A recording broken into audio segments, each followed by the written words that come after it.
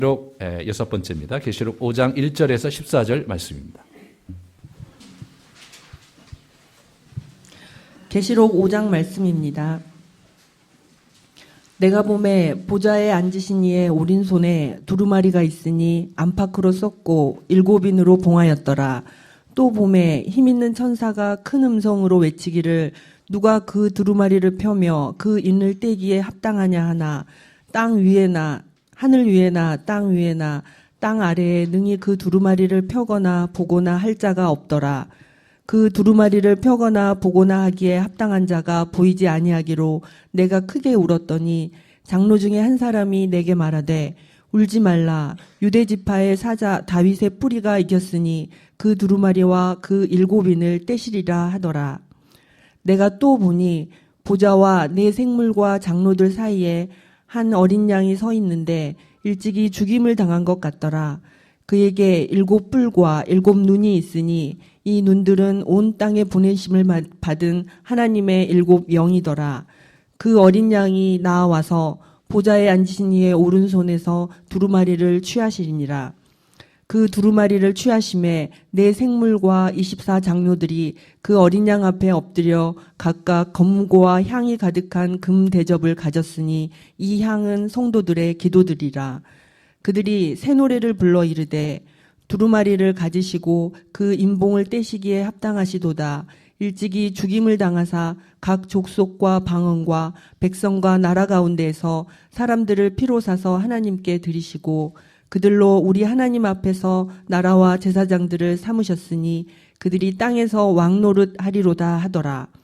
내가 또 보고 들음에 보좌와 생물들과 장로들을 둘러선 많은 천사의 음성이 있으니 그 수가 만만이요 천천이라. 큰 음성으로 이르되 죽임을 당하신 어린 양은 능력과 부와 지혜와 힘과 존귀와 영광과 찬송을 받으시기에 합당하도다 하더라. 내가 또 들으니 하늘 위에와 땅 위에와 땅 아래와 바다 위에와 또 그 가운데 모든 피조물이 이르되 보좌에 앉으신 이와 어린 양에게 찬송과 존귀와 영광과 권능을 세세토록 돌릴지어다 하니 내 생물이 이르되 아멘 하고 장로들은 엎드려 경배하더라. 아멘. 참 천상의 예배의 장면을 함께 나누며 참 온전히 우리가 주 앞에 예배하는 모습과 주를 어찌 찬양해야 될지를 하나님 배우고 정말 깨우치기 원합니다. 하나님께서 우리와 함께 주옵소서. 예수님의 이름으로 기도합니다. 아멘. 지난주 참 훈훈한 소식이 뉴스를 장식을 했는데요. 고 최명신 장군께서 이렇게 돌아가시면서 자기와 이렇게 월남전 참전용사 사병들의 무덤에 자기를 묻어달라는 그 유언을 남기고 그래서 많은 사람들이 참 오랜만에 참 훌륭한 지도자, 참 제대로 된 한 장군을 보는 것 같아서 굉장히 많이 좋아하는 모습을 보았습니다. 제가 놀랬던 것은 지난 60년사에 그런 장군이 처음이라는 사실이 사실 더 놀랐습니다. 참 이분이 자기가 참 전쟁에 참여해서 많은 사상자가 있었을 때 그들을 향해서 늘 울었고 귀국해서도 또다시 그들 무덤 앞에서 우는 모습 사진을 제가 이렇게 보면서 참 훌륭한 분이다. 저는 그분을 개인적으로 알지도 못하고 또 만난 적도 없지만 참 훌륭한 리더가 아니었겠나 그런 생각을 했습니다.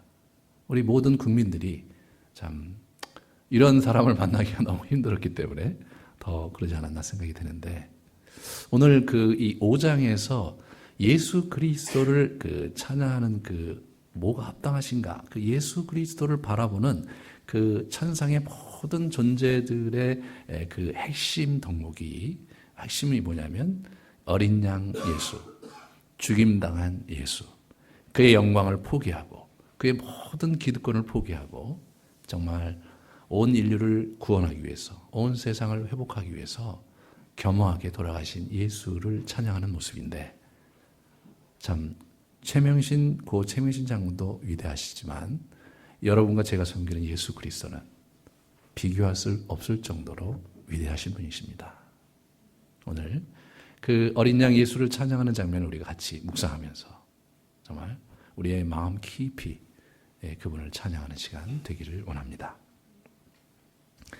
오늘 그 5장에서 우리 요한이 보는 그 환상은 크게 4가지 그림으로 이렇게 나와 있습니다. 그래서 5장 1절에 내가 보매 이렇게 하면서 2절에 내가 또 보매, 또 6절에 내가 또 보니, 11절에 내가 또 보고 해서 4장면으로 이렇게 구성이 되어 있는 것을 보게 됩니다. 환상이 4개 보인 거죠.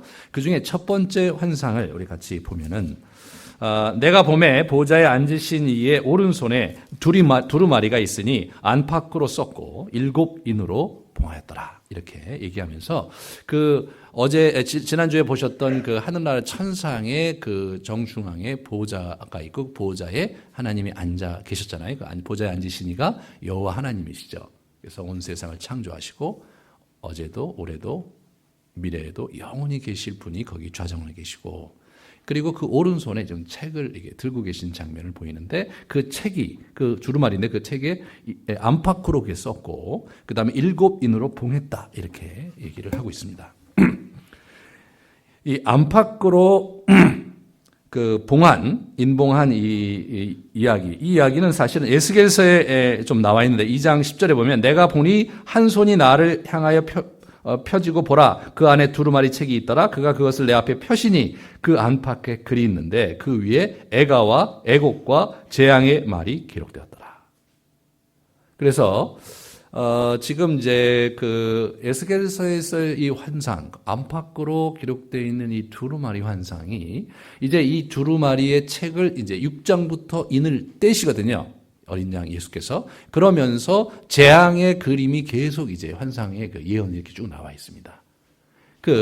그러니까 애가와 애곡과 재앙의 말이 기록된, 그것이 가득 기록된 그 책이 이제 있는데 그 책이 7개나 이렇게 인봉해 있는 거죠. 그래서 우리가 이제 그 서양 영화 같은 데 보면 이렇게 편지를 쓰고 밀랍으로 이렇게 편지를 봉하고 그다음에 자기 인장을 거기 이렇게 찍는 걸 우리가 볼 수 있는데, 그런 그 밀랍으로 봉하고 자기 인장을 찍는 것을 7개 이렇게 찍었는데, 그 7개 찍은 것이 그 당시에 그 중요한 서류들이 그렇게 했는데, 특별히 유언 문서를 자기가 이렇게 보관할 때 7개 이렇게 찍었다 그래요. 7개 인봉을 했다고 그래요. 그러니까 이것이 굉장히 이제 의미심장하고, 또 죽임을 당한 어린 양이 그 인봉을 뗀다는 의미가 사실 그렇게 연결이 되고 있는 것을 이렇게 보게 됩니다. 그러면서 이제 2절부터 이제 5절까지는 어떻게 되냐면 어린 양 예수의 등장인데, 등장하기 전에 이게 분위기가 이제 아주 중요한 인사가 왜 쇼에 출연할 때 분위기가 아주 음악도 사실 굉장히 의미심장하게 나오고, 그 다음에 앞에서 이렇게 인도하는 그 사회자도 막 그 사람을 이렇게 띄우면서 이제 그 사람이 어떤 사람인지를 이렇게 소개하면서 이렇게 막이 열리면서 딱 등장하듯이 이 장면에 이제 예수 그리스도께서 등장하는 장면이 아주 드라마틱하게 연출이 되는 것을 보게 됩니다. 이렇게 보시면 봄에 힘있는 천사가 큰 음성으로 외치기를 누가 그 두루마리를 펴며 그 인을 떼기에 합당하냐, 이런 얘기가 이제 천상에서 아주 그 대표되는 그 천사장 정도 되는 사람이 큰 음성으로 누가 이 인을 떼기에 합당한 자냐 이렇게 이제 했던 거죠. 그런데 그 큰 음성이 울려 퍼지는데 3절에 보면 하늘 위에, 땅 아래에, 그러니까 다시 말해 온 우주에 이 두루마리를 펴거나 이렇게 일자가 누군지의 음성이 쫙 흘러가는 거예요. 온 우주에 그 음성이 가득 차는 것을 보는 거예요. 그런데 이 요한이 보고 있는데 자기가 이제 하늘 위나 땅 아래를 이렇게 보니까 아무도 나서는 자가 없고 아무도 눈에 띄는 자가 없는 거예요. 그래서 어떻게 돼요? 4절에 그 두루마리를 펴거나 보거나 하기에 합당한 자가 보이지 아니하기로 내가 크게 울었더라. 이 사람이 크게 울고 있습니다. 이 봉인한 책은요, 이 봉인한 책의 그림은 사실 다니엘서에서 좀 나옵니다. 다니엘서 12장 4절에 보면 다니엘아 마지막 때까지 이 말을 간수하고 이 글을 봉합하라. 많은 사람이 빨리 왕래하며 지식이 더하리라. 내가 듣고도 깨닫지 못한지라 내가 이르되 내 주여 이 모든 일의 결국이 어떠하겠나이까 하니 그가 이르되 다니엘아 갈지어다. 이는 마지막 때까지 간수하고 봉함할 것이니라. 그래서 다니엘 때는 그 마지막 때의 일을 얘기해 주시고는 그걸 봉합하라고 그랬어요. 봉합하라고. 그러니까 다니엘이 지금 어떻게 되냐면 BC 4세기 고 어간의 사람이거든요. 4세기 5세기 어간의 사람이거든요. 지금 AD 1세기 후반에 지금 우리 환상을 보고 있는 요한과 적어도 500년에서 600년 어간의 시간이 이제 갭이 있어요. 그런 차이가 있는데, 그런데 이 500년, 600년 시간의 차이가 있는데 500년, 600년 전에 이 다니엘이 본 이 봉한, 봉한 두루마리 같은 것이 있는 거예요. 자기는 책에서 계속 읽었고 알고 있었을 텐데 그때 그것을 봉한 채 아직도 못 폈는데 그게 세월이 지금 5, 600년이 지났는데 지금 우리 그 요한의 입장에서 보면요. 지금 이게 지금 아주 답답한 게 뭐냐면 지금 7 그 교회들이 핍박 가운데 있고 무너지고 있었잖아요. 그래서 정말 황제 숭배 때문에 이렇게 핍박받는 또는 이단들 때문에 핍박받고 유대인들 때문에 핍박받고 또 그런 것에 지쳐서 막 이렇게 미적지근하게 말이에요. 이렇게 보내고 있는 그 교회가 흔들리고 있고 주저앉고 있고 무너지고 있는 이 상황인데 아니 저 인을 떼지 못한다는 얘기는 뭐냐면 심판의 그 때가 아직도 이루지 않았고 심판이 이루어지는 것이 지체된다는 것을 의미하는데 또다시 5, 600년을 보내야 될 것 같은 그런 어려움이 그런 긴장이 이 사람에게 있었던 것이 아니냐 그렇게 생각이 돼요. 이 사람이 이 요한이 어떻게 돼 크게 웁니다. 우리나라 말로 이게 뭐냐면 대성통곡했다는 얘기의 이 표현 자체가 아주 슬피 우는 거예요. 아주 슬피 우는 거예요. 그렇게 우니까 어떻게 됩니까? 5절에 장로 중에 한 사람이 와서 얘기하죠. 울지 마라. 그러면서 이제 초대될 아주 주인공을 이렇게 언급을 합니다. 유다 지파의 사자이고 다윗의 뿌리가 이겼으니 그 두루마리와 그 7인을 떼시리라. 이렇게 나오는 거예요. 두루마리 7인을 떼시리라. 그러니까 여기서 보면 유다 지파의 사자. 예수 그리스도를 첫 번째 유다 지파의 사자로 표현하는데 그 유다 지파의 사자라는 표현은 누가 썼냐 하면 사실은 창세기 49장에서 야곱이 제일 처음에 자기 유언을 할 때 유다에게 한 얘기예요. 49장 9절에 보시면 유다는 사자 새끼로다. 내 아들아 너는 움킨 것을 찢고 올라갔도다. 그가 엎드리고 웅크리고 수사자 같고 암사자 같으니 누가 그를 범할 수 있으랴. 구약에서요. 맹수 중에 가장 아주 강한 그러한 짐승이 사자였습니다. 그리고 이사야서나 예레미야서 이런 데 보면 신적 전사로서 그 여호와의 모습이 때로 사자로 이렇게 표현되는 것을 보게 됩니다. 그래서 유다 지파의 사자가 오셨다는 거예요. 그래서 이미 누굴 얘기하시냐면 유다 지파의 후손으로 오신 예수 그리스도를 그렇게 호칭을 하고요. 두 번째는 다윗의 뿌리, 이렇게 뿌리. 이 뿌리는 이사야서 11장에 메시아에 대한 예언에서 언급이 되는데 이새의 줄기에서 한 싹이 나며 그 뿌리에서 한 가지가 나서 결실할 것이요. 10절에 그날에 이새의 뿌리에서 한 싹이 나서 만민의 기치로 설 것이라 열방이 그에게 돌아오리니 그가 거한 곳이 영화로우리라. 이렇게 얘기를 합니다. 이 이새가 누구냐? 다윗의 아버지입니다. 다윗의 아버지 이름이 이새예요. 지금 다윗에게 초점을 맞추고 예수님이 다윗의 후손으로 올 것에 대해서 그렇게 그 당시 메시아 사상이 이제 다윗의 후손으로 계속해서 이렇게 신학적으로 언급되고 있는 상황이었어요. 그래서 이새의 뿌리라는 말을 요한은 다윗의 뿌리라는 말로 대체하면서 이분이 바로 다윗의 후손 메시아 예수 그리스도임을 이렇게 언급을 하고 있는 것입니다. 그런데 이분이 이기셨어요. 이분이 승리하셨어요. 승리하셨기 때문에 어떻게 되냐면 이 인을 떼기에 합당하다. 그렇게 얘기하면서 우리 한 장로가 소개를 했습니다. 그 영광의 다윗의 사자고 다윗의 뿌리고 또 유다 지파의 사자의 영광된 모습을 이렇게 본인이 이제 기대를 했겠죠. 그러나 그림은 아주 달랐어요. 6절에 보세요. 내가 또 보니 이제 유다 지파의 사자이고 다윗의 뿌리가 등장하는 겁니다. 보니 보좌와 네 생물과 장로들 사이에 그러니까 보좌가 거기 있고 그 보좌에 앉으신 이가 있고 네 생물이 그 주변에 있고 또 장로들이 그 주변에 쭉 있어요. 근데 한 어린 양이 있는 것이 보이는 거예요. 그런데 그 어린 양이 어떤 모습이냐? 일찍이 죽임을 당한 것 같더라. 누가 보기에도 죽임당한 흔적이 역력한 모습으로 있다는 거예요. 여러분, 우리가 어떤 분을 이렇게 보면은 병색이 완연하고 얼굴이 창백하고 그러면은 이분이 살아계신 것 같은데 정말 살아계신 것 같지 않은, 정말 죽음의 고비를 몇 번 넘기실 것 같은 그런 형상의 몰골을 가지신 분들을 우리 때로 이렇게 병원이라든가 우리 주변에서 아주 병고 끝에 아주 몰골이 쇠한 분에게 이렇게 그걸 느끼잖아요. 지금 영광의 승리자를 봐야 되는 장면에서 요한의 눈에 띈 것은 승리의 어떤 영광의 아주 광채가 나는 그런 모습이 아니라 죽임당한 것 같은 아주 초라한 어린 양의 모습을 이렇게 보는 거죠. 놀라는 거예요, 여기서. 앞에 정말 이렇게 그림 자체가 환상이 굉장히 장황하잖아요. 그죠? 4장에서 얼마나 환상이 장황했습니까? 보좌에 앉으신 여호와께서 좌정에 계시고, 그죠? 무지개가 그 주위를 둘러 있고 말이에요. 보석의 빛이 찬란하게 비치면서 정말 이 피조물을 대표하는 네 표상인 네 생물이 그 주위에 둘렀고 말이에요. 24장로가 다시 또 그 주위에 둘리면서 하나님을 찬양하고 그의 창조주 되심과 그가 온 땅을 통치하시는 분임을 찬양하는 영광스러운 환상을 봤습니다. 그리고 나서 이제 그 보좌에 앉으신 이의 오른편에 아주 의미심장한 책이 들려있는 것을 보았고, 그리고 그 인을 떼기 합당한 자가 있느냐 했을 때 긴장을 이제 온 우주에 그 음성이 퍼졌지만 아무도 나서는 자가 없는 것 속에서 당혹하고 답답하고 안타까워서 우리 요한이 울었을 때 한 장로가 이제 그분을 소개를 했습니다. 그분이 유다 지파의 사자요, 다윗의 뿌리요. 네. 그분이 이긴 자다, 이게 승리자다. 이게. 그리고 나서 어떻게 돼요? 환상이 바뀌는 거예요.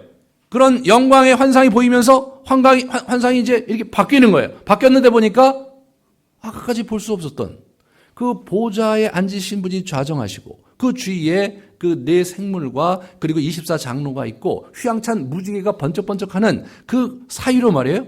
거기에 한 어린 양이 보이는데 이분이 너무나 초라하고 아주 그 죽임을 당한 것이 역력한 형상의 모습으로 거기 계신 것을 본 겁니다.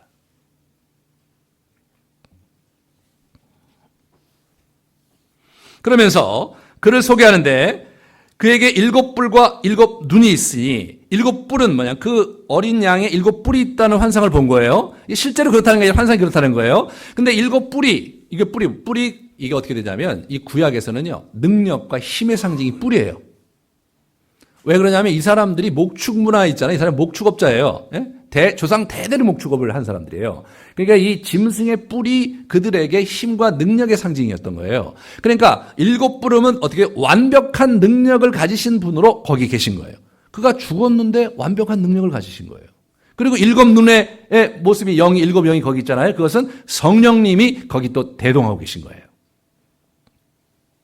7영에 대해서 7눈에 대해서 제가 지난 시간에 말씀드렸죠. 그래서 이게 성령을 상징하는 것입니다.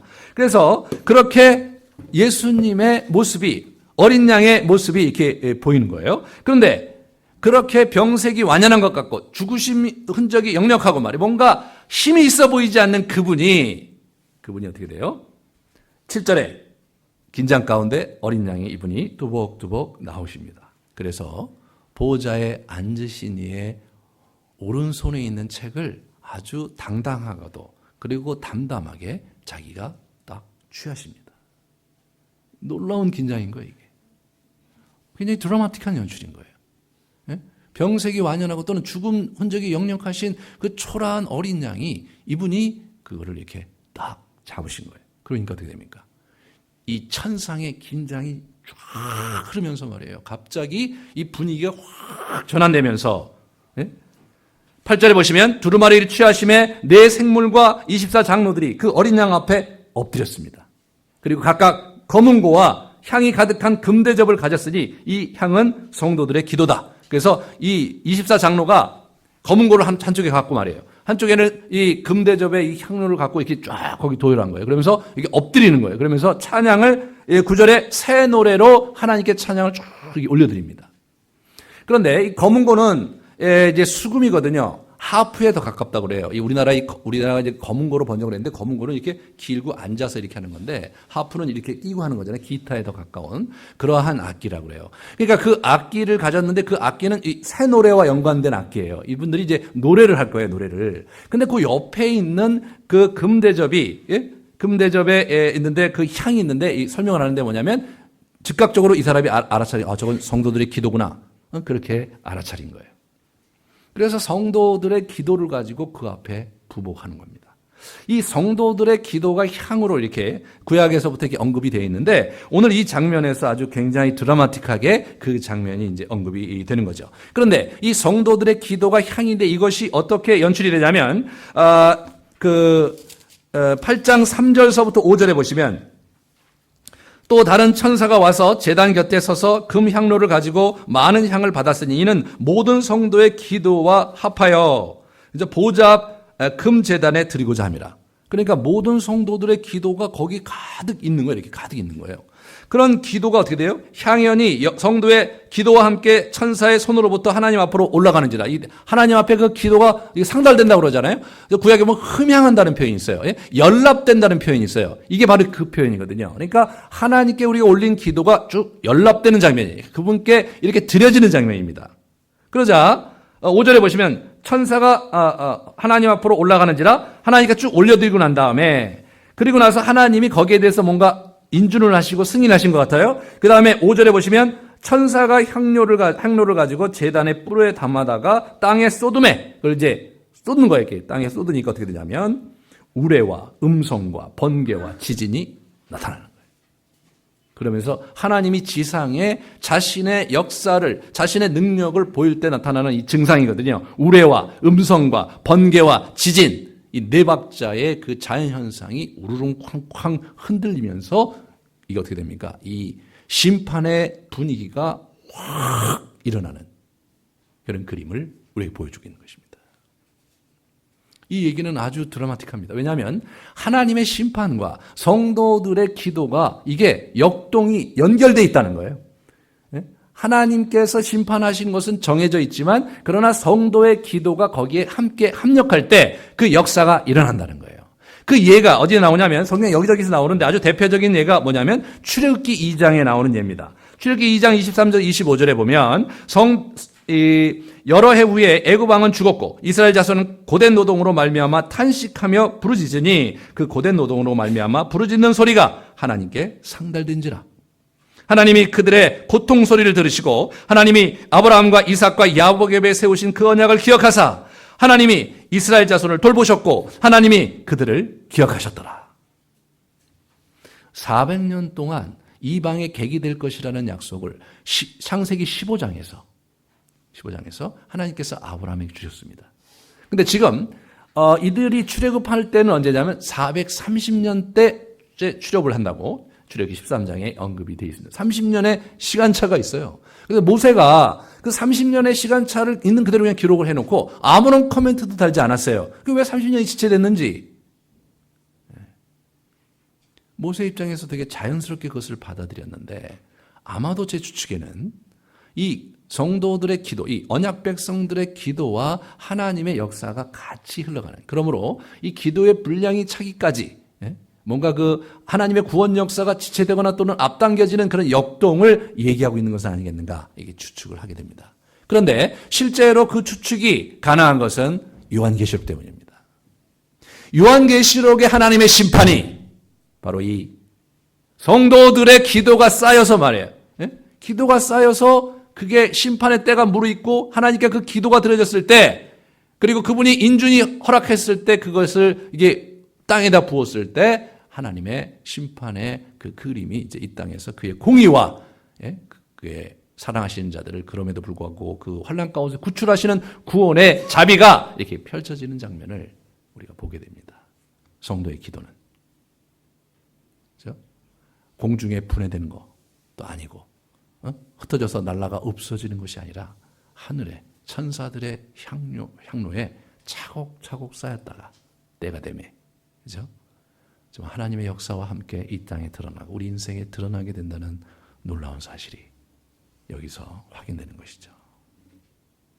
우리의 기도가 참 이 그림을 보면서 너무 감격적이에요. 우리의 기도가 정말로 하나님께 들으실 뿐 아니라 하나도 버리시지 않는구나.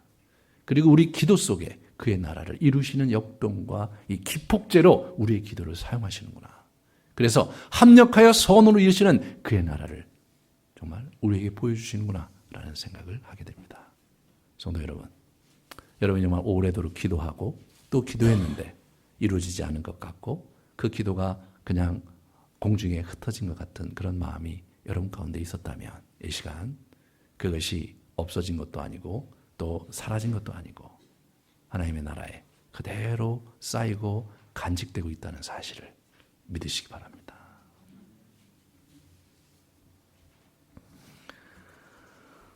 그러면서 이제 이 찬양이 이어지죠. 찬양의 내용이요. 이제 보시면 9절에 나옵니다. 두루마리를 가지고 인봉을 떼기에 합당하시도다. 이분이 그거를 떼기에 합당하시도다. 이 찬양의 내용이 그거예요. 합당하신데 그런데 그 이유가 나와요. 세 가지가 나옵니다. 하나는 뭐냐면 일찍이 죽임을 당하사 이분이 죽으셨어요.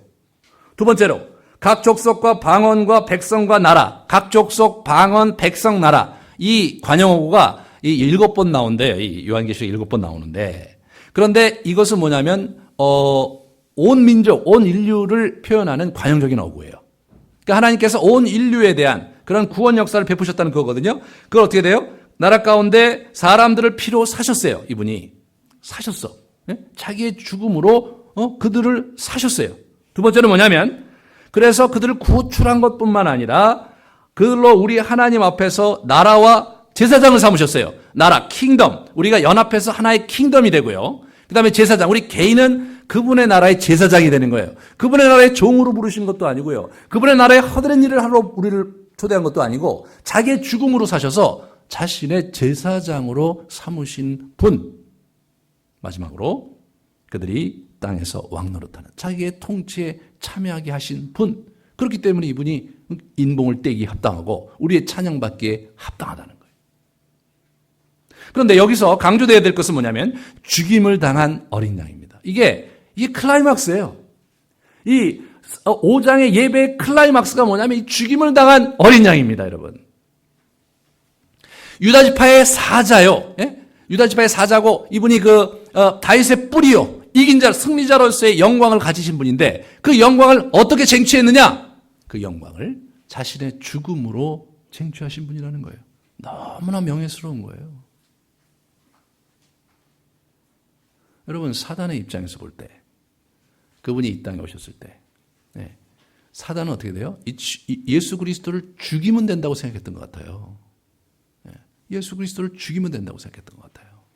그래서 유혹하고 무너뜨리려고 여러 번 안 돼도 안 되니까 결국은 대제사장들과 서기관들을 동원해서 예수를 십자가에 못 박히게 함으로써 어떻게 되냐면 그분을 수치를 당하게 하고 그분이 정말 아무것도 아닌 것 같이 아주 그냥 무효화시키려는 그분의 존재와 그분의 나라를 무효화시키려는 전략으로 사단이 예수 그리스도를 공격했어요. 그리고 사단이 처음에는 이기는 것 같았어요. 거기는 종교 지도자들이 다 나서서 도와주고 말이에요. 많은 사람들이 예수를 십자가에 못 박아라고 외치면서 급기야는 우리 빌라도도 어찌할 수 없어서 사형을 승인하고 그리고 십자가에 못 박게 죽게 했습니다. 그리고 그 제사장들이 그 십자가 앞에서 비아냥거리면서 내려와봐라 네가 메시아면 내려와봐라 말이에요. 아주 그렇게 놀림을 당하면서 그분이 돌아가셨어요. 근데 참 그 기가 막힌 것은 그분의 패배인 것 같고 그분이 모든 것을 잃은 것 같은 그 장면이 역전이 돼서 온 인류를 구출할 토대를 그분이 놓으셨다는 것입니다. 사단과 하나님이 대결했어요. 사단은 사실 하나님의 피조물이기 때문에 사실 별거 아니에요. 어제 이제 잠깐 우리가 들었잖아요. 사단은 모든 것을 알지도 못하고 새로운 걸 만들지도 못하고 그런 친구예요. 나름대로 이제 하나님의 나라를 찬탈해서 자기 나름대로 어떻게 요리해 보려고 하고 수많은 사람들을 불안하게 만들려고 하고 말이에요. 사단이 자기 희생이라는 것이 절대로 없는 놈입니다, 이러면.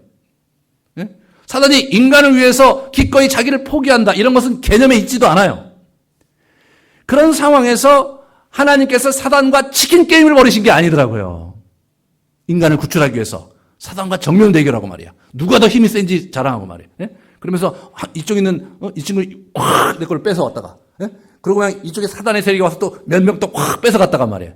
그렇게 해서 막 인간을 막 어렵게 만드는 그런 치킨 게임을 그분이 하신 게 아니더라고요.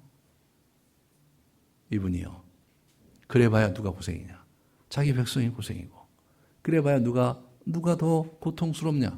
자기의 사랑하는 인간들이 고통스러운 거 아니에요.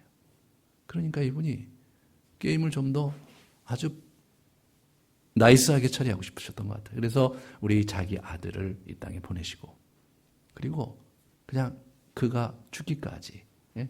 그를 내버려 두심으로 말미암아서 인류를 구원하신 역사를 하신 분이십니다. 참 대단한 거죠. 예.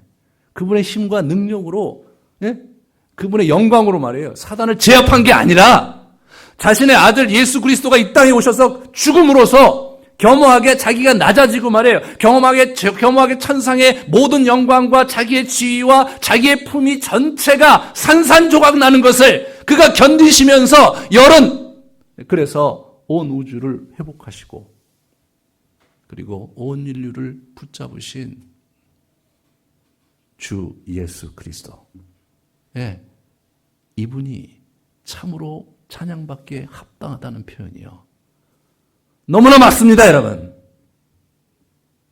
우리가 아까 말씀드렸듯이 최명신 장군의 낮아짐만으로도 한국 전체에 있는 사람들이 가슴이 훈훈해지는데, 천상의 모든 고난과 영광을 가진 그분이 단순히 낮아진 것이 아니라, 단순히 자기 무덤을 이렇게 부하들과 이렇게 일반인들과 초라하게 묻히는 정도가 아니라 자기 자신을 산산이 찢어서 말이에요.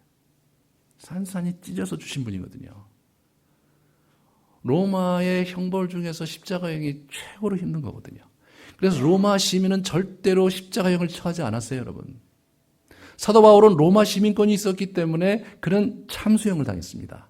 하지만 베드로는 로마 시민권이 없는 유대인이었기 때문에 십자가형에 처했습니다, 여러분. 예수님이 당시의 형틀에 가장 참담하게 완전히 벗겨진 채로 많은 사람의 야유와 조롱 속에서 정말 자기 몸에서 피가 빠져나가는 그런 고통뿐만 아니라 하나님으로부터 버림받았다는, 엘리 엘리 라막 사막다니 주여 어찌하여 나를 버리십니까? 그런 그 외마디 정말 안타까운 외침을 외치시면서 그분이 돌아가셨습니다, 여러분. 어찌 우리가 이 놀라운 주를 찬양하지 않을 수 없고, 어찌 우리가 이분을 경배하지 않을 수 있겠습니까? 그러므로 온 우주가 그분의 등장을 긴장 속에서 바라보고, 그분이 이제 오른손에 있는 그 책을 낚아챘을 때 정말 천상에 있는 모든 존재가 부복하며 그를 찬양하고 또 찬양하는 모습으로 오장의 역동이 흘러가고 있는 것을 보게 됩니다. 11절에 마지막 네 번째 그림이 보여집니다. 보호자의 생물들과 장로들에 둘러선 여태까지 4장에서 여태까지 등장하지 않았던 새로운 존재가 등장합니다. 많은 천사들의 음성이 있으니 그 수가 만만이요 천천이다. 만만이요 천천은요 무수히 많다 이거예요. 헤아릴 수 없이 많다 이거예요. 이 무수히 많고 헤아릴 수 없이 많은 천사가 갑자기 이게 합창을 하는 거예요. 여러분, 4장에 그 천사의 존재가 언급되지 않았습니다. 5장의 세 번째 그림까지도 그 천사의 존재가 언급되지 않았어요. 그리고 예수 그리스도가 어떤 분인지가 선포된 연후에 갑자기 천사의 존재가 이렇게 등장을 하면서 웅장하게 죽임을 당하신 어린 양은 능력과 부와 지혜와 힘과 존귀와 영광과 찬송을 받으시기에 합당하다라는 찬양이 온 하늘을 뒤덮고 말이에요. 온 우주를 뒤덮는 아주 놀라운 모습을 우리가 보게 되는 것입니다.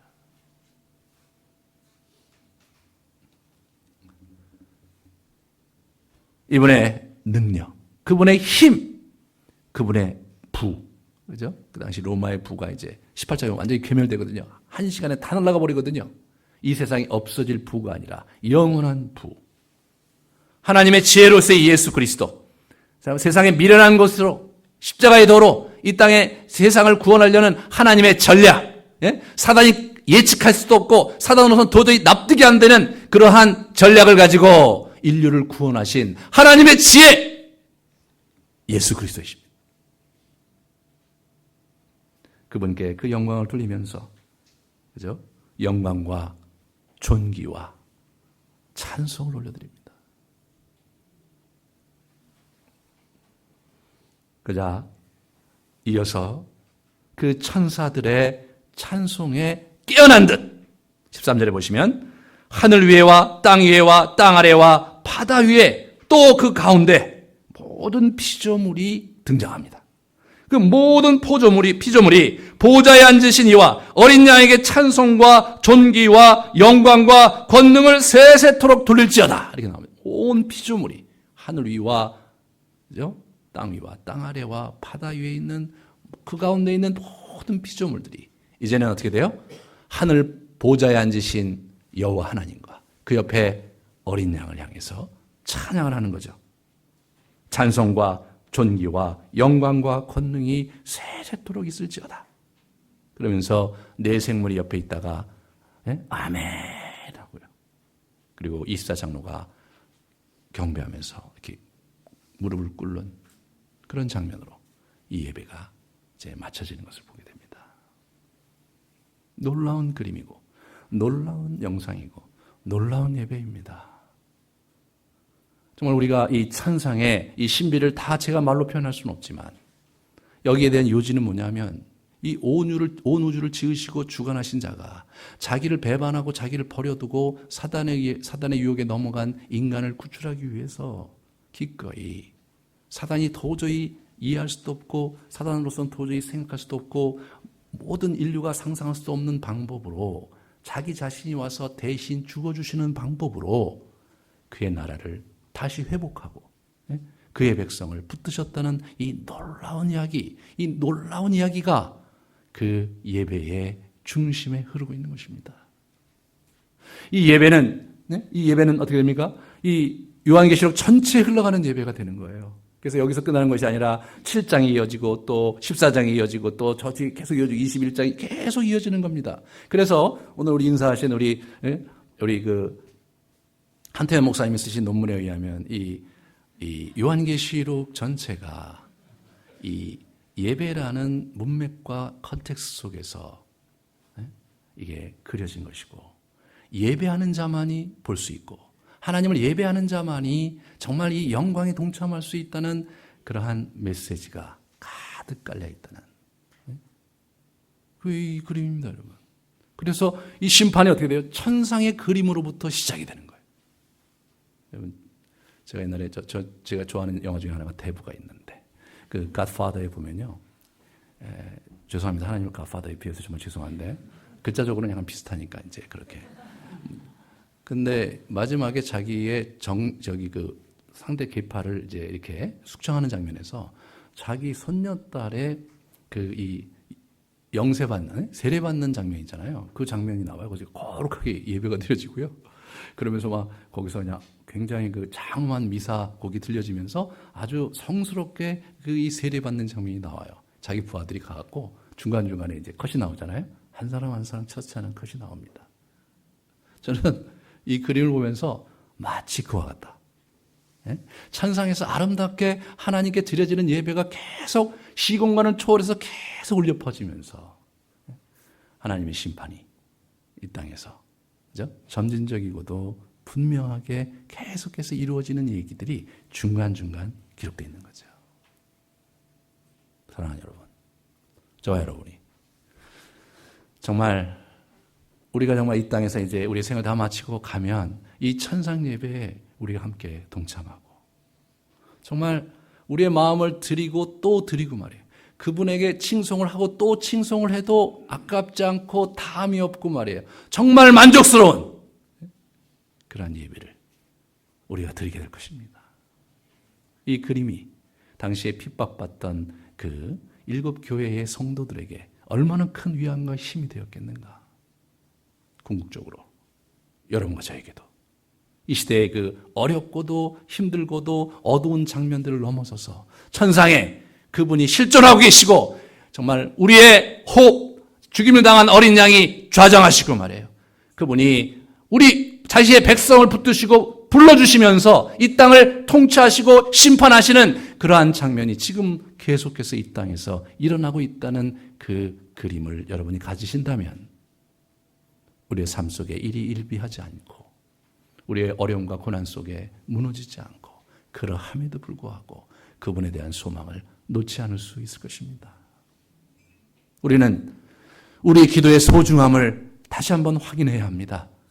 정말 우리의 기도가 버려지는 것 같고 들려지지 않는 것 같지만 주님께서 낱낱이 들으시고 낱낱이 챙겨두셨다가 때가 되면 그 기도를 이루신다는 소망을 붙드시기 바랍니다. 그 예배에 우리의 기도가 그분께 드려지는 것이죠. 저와 여러분이 이 땅에 참 이렇게 어줍지 않게 살아가지만 이분이 우리를 초대해 주셔서 제사장, 나라와 킹덤과 제사장으로 만드셔서 이 땅에서 우리를 하나님을 예배하고 말이에요. 그리고 왕으로 삼으셔서 우리를 왕노로 그의 통치에 같이 참여하고 말이에요. 복음전도 이렇게 어제 한 분께서 제가 너무나 감사해서 저기 광고를 했는데 한 분이 정말 주님께 돌아오고 말이에요. 그리고 우리가 이 땅에 살면서 주께 영광을 돌리는 삶을 우리의 일상의 삶 속에서 우리가 주님께 드리는 그런 일들이 정말 진정한 예배요. 그분을 섬기는 우리의 삶의 태도이며 그리고 마땅히 우리가 그분께 드려야 될 삶인 것입니다. 인생이 무엇입니까? 결국 죽는 것이 인생이고 우리가 영원히 이 땅에 있을 것도 아니고요. 그죠? 이 땅에 영원히 붙들 수 있는 것 아무것도 없지 않습니까? 이 그림이 우리에게 정말로 붙들어야 될 그림이고 우리가 정말로 마지막 그날까지 달려가야 될 우리의 경주 속에서 늘 머릿속에 두어야 될 그림이 그날, 바로 그날 주님의 전전에 나아가 눈물로써 우리가 그동안의 우리의 고난과 어려움을 아뢰일 뿐만 아니라 그분의 영광스러운 모습을 보며 그분의 통치와 그의 나라가 이 땅에 가득 임하는 것을 우리가 같이 경험하면서 마음껏 주를 찬양하고 영원히 그분과 함께 왕노릇할 그날을 저 여러분이 이 땅에서 붙드시는 복된 자들 되기를 축원합니다.